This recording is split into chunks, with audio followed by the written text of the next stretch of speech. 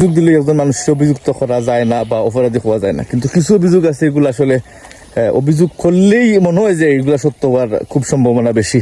জাহানারার কথা কইলাম, যে জাহানারা যে তার কোচের বিরুদ্ধে যে অভিযোগগুলা দিচ্ছে বা অভিযোগগুলো আনছে, এগুলো হয়তো বা তদন্ত সাপেক্ষে হওয়া যাইব যে আসলে বিষয়গুলা কিতা বা আদৌ সত্য কিনা। কিন্তু আপাতত দৃষ্টিতে মনে হয় আসলে এই ধরনের অভিযোগ যারা দেয় এগুলো আসলে বেশিরভাগ ক্ষেত্রেই সত্য হয়। কারণ কোনো কারণে যদি এগুলা মিথ্যা হয়, কারণ যে অভিযোগ দিব এ কিন্তু ফাঁসি দিব, এ জানে বুঝে এই অভিযোগগুলা দেয়। এবং এই অভিযোগগুলা কিন্তু খুব সেন্সিটিভ একটা বিষয় এবং খুব কন্ট্রোভার্সি তৈরি করে এই অভিযোগগুলাই। তো আমার মনে হয় যে এই অভিযোগগুলা সত্যই জাহানারা যে অভিযোগ দিচ্ছে কোচের বিরুদ্ধে, এর ফলে তদন্ত করা দরকার, তদন্ত করা উচিত, তদন্ত করে দেখা যাবে। কিন্তু এটা ক্রিকেটের লাগি, খালি বাংলাদেশের ক্রিকেটের নয়, ওয়ার্ল্ড ক্রিকেটের লাগি বা খেলাধুলার লাগি খুব ওয়ার্নিং বিষয় যে নারী ক্রিকেটার আইতে হইলে এই ধরনের অভিযোগ যদি সত্য না, আমার মনে হয় যেগুলো সত্যই বা সত্য হওয়ার সম্ভাবনা বেশি।